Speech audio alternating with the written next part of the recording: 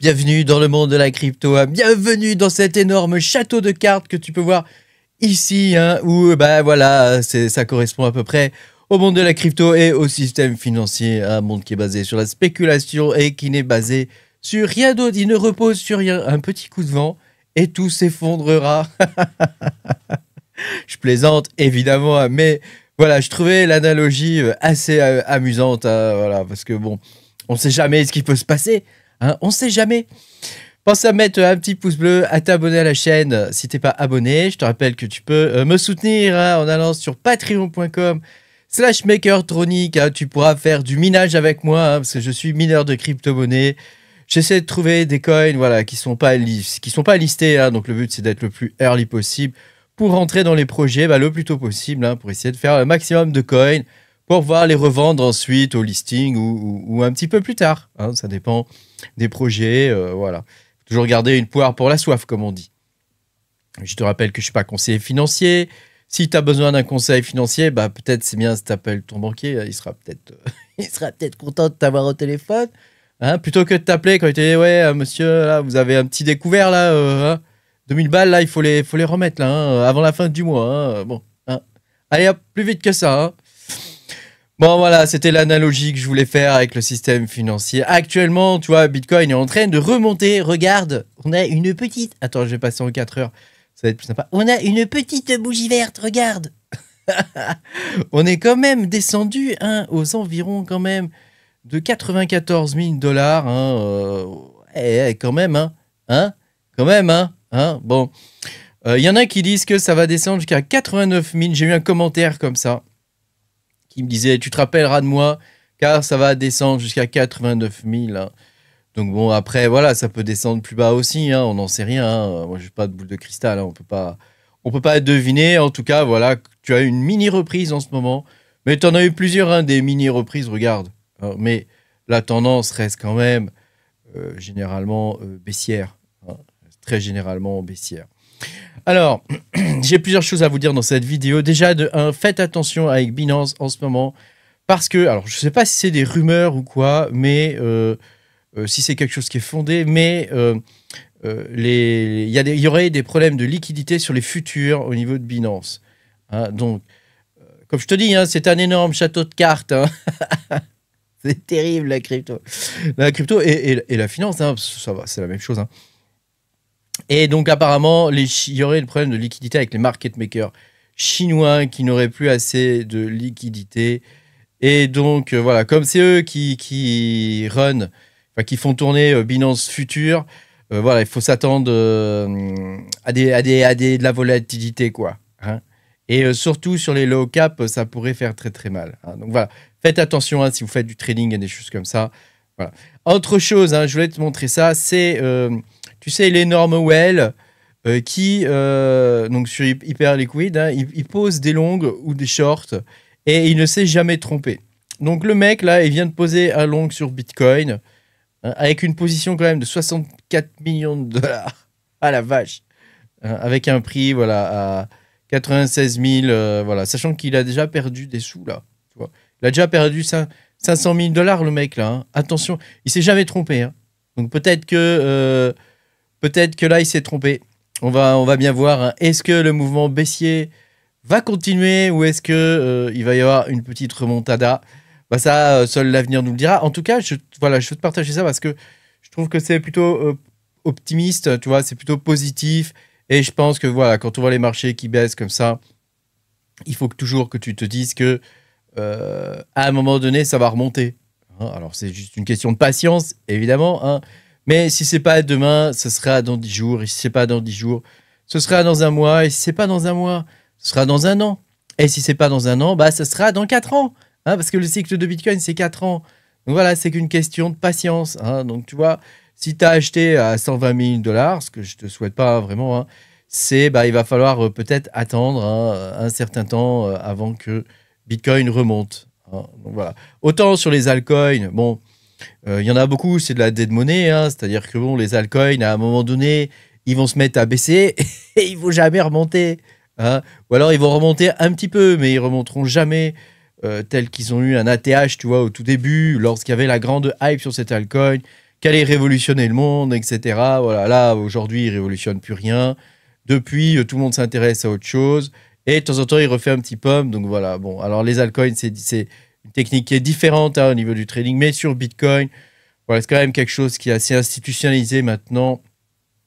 Donc, a priori, tu vois, il n'y aura pas trop de soucis à ce niveau-là. Ça remontera un jour. Hein, quand, je ne sais pas. Mais un jour, voilà, c'est une question de patience. Hein. Tu sais, les marchés, c'est souvent ça. Hein, le patient contre l'impatient. Hein.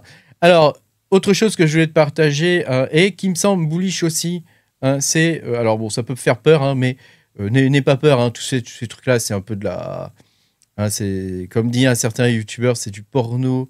Le porno de la peur, quoi. Voilà, tout ça, c'est du bruit, hein, mais voilà, c'est intéressant quand même de le voir parce que bah, ça peut préfigurer ce qui va se passer à l'avenir. Donc là, New York, la Fed a apparemment demandé une réunion d'urgence. Attention, très urgent, il faut y aller tout de suite, c'est très grave. D'urgence avec Wall Street, les banques, hein, avec les banques de Wall Street, pour parler de liquidité. Hein, parce que tu sais que actuellement, hein, avec avec la politique de restriction monétaire hein, qu'ont les États-Unis depuis maintenant quelques temps, hein, bon évidemment ça fait suite au Covid hein, où ils avaient émis trop de monnaie. Il y a des banques qui manquent cruellement de liquidité, qui sont obligées de faire des emprunts rapides, des emprunts sur 2 jours par exemple, pour avoir de la liquidité. Hein. Il y a des banques qui en prêtent 10, 15, 20 milliards comme ça aux États-Unis, hein, aussi pour pas faire faillite parce qu'elles ont pas les liquidités pour payer hein, les clients. Hein. Donc tu vois que ça peut quand même poser problème. Hein. Alors j'aime bien les trucs, le système est cassé depuis 1972. Hein. Eh ben oui, parce que tu sais, l'argent actuel n'est indexé sur rien. Il n'est indexé que sur la confiance qu'on y met nous dedans. Hein. Donc à un moment donné, si la confiance s'effrite, et je pense que en ce moment c'est plus ou moins le cas, hein, la confiance dans les monnaies fiduciaires.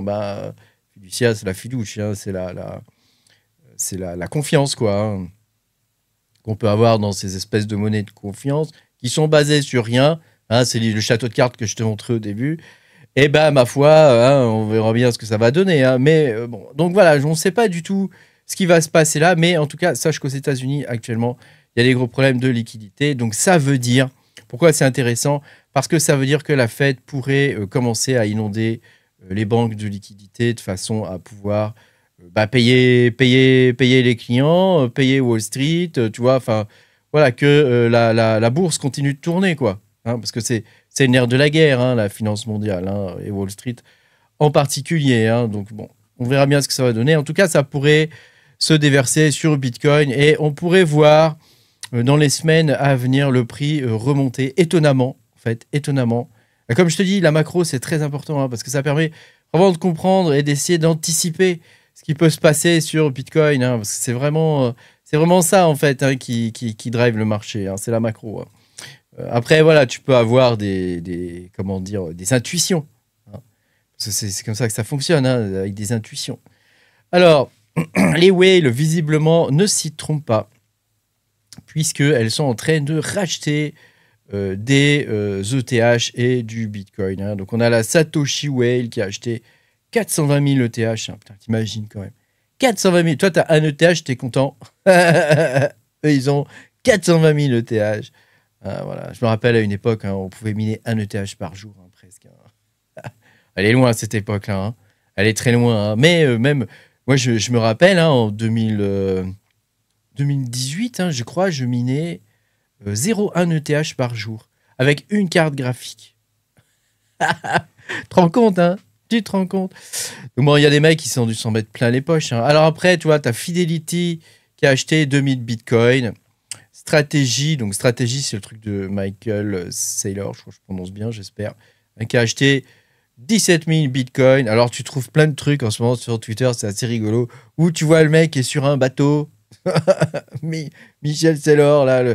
Faites attention à Michel Saylor, parce que quand même, ces entreprises précédentes ont toutes coulé. Hein, elles ont toutes fait faillite. Hein, donc, il faut faire gaffe quand même avec ce mec. Hein, le gourou du Bitcoin. Hein, faites attention quand même. Hein, parce que c'est pas parce que lui, il fait des choses qu'il faut faire pareil. Hein. Et donc, tu vois des photos de ce mec où il est sur un bateau. Bon, c'est des trucs paris, hein. Et tu vois un bateau, un énorme bateau derrière qui coule, avec écrit Bitcoin dessus. Et lui, il est là sur un canot de sauvetage. Ça va mourir de rire.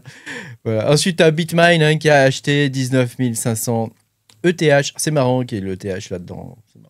Et puis, tu as encore Digital qui a acheté 4000 Bitcoin. Donc, tu vois que voilà, ça commence à... Hein, donc là, on a les trucs hein, pour prouver hein, voilà, qu'ils ont bien acheté. Donc, tu vois, c'est plutôt bullish. Ces gens-là savent des choses que nous, on ne sait pas. Donc, nous petits retail, il faut essayer de faire comme eux. Hein, parce que nous, on n'a pas les infos, quoi. Bon, donc, nous, on ne peut pas deviner. Faire Madame Irma dans ta boule de cristal, ça marche pas trop. Hein. Voilà. Après, l'intuition, ça peut fonctionner hein, quand tu sens vraiment que tu as atteint le top, que c'est le moment de vendre, etc. Ça peut être intéressant de se fier à son intuition. Souvent, on dit oui, le trading, tout ça, blabla, hein, c'est quelque chose de scientifique. Pas du tout. Le trading, c'est de la pensée magique, les gars. Ne pensez pas que parce qu'il y a la charte qui fait ça ou le machin, hein, alors ça va faire ça. Non, tout ça, c'est de la pensée magique, les mecs. Hein. Alors, tu peux évidemment avoir toutes sortes d'outils de probabilité. Alors, ça, c'est moins magique, hein, mais ça reste quand même du hasard quelque part. Hein, et voilà, tu peux avoir tant de probabilité, 99% que le truc fasse ça, mais possible que le 1% arrive. Hein, donc, tu vois, on ne peut jamais prévoir hein, ce qui va se passer. Hein, donc, faites très attention, écoutez vos intuitions, contrairement à ce que vous entendez toujours. Hein, moi, j'écoute mon intuition et des fois, ça marche bien, des fois, ça marche pas. Donc, bon, que veux-tu que je te dise hein, c'est l'intuition, moi, je trouve que c'est primordial dans le marché de la crypto. Et il faut avoir une intuition intelligente, hein, pas avoir une intuition genre tiens si je vendais comme ça, le truc qui te sort de nulle part. Non, il faut essayer d'avoir quand même une intuition un peu réfléchie quoi. Hein. Mais c'est le minimum hein, qu'on nous demande. Hein, bon. Hein. Mais voilà, moi je fais plutôt confiance à mon intuition. Et puis voilà, et puis il faut s'aider de choses qui se passent dans le monde. Hein. Écoutez ce qui se passe dans le monde. Hein. Essayez de faire fi des bruits. Hein. Donc pour ça, Twitter c'est pas terrible. Hein, c'est rempli de bruit et de choses pas très intéressantes. Mais il y a parfois des infos qui peuvent être très intéressantes, comme celle que je t'ai montrée aujourd'hui. Hein. Pense à mettre un petit pouce bleu. Abonne-toi à la chaîne si t'es pas abonné. Et puis je te dis à bientôt pour de nouvelles aventures. Salut!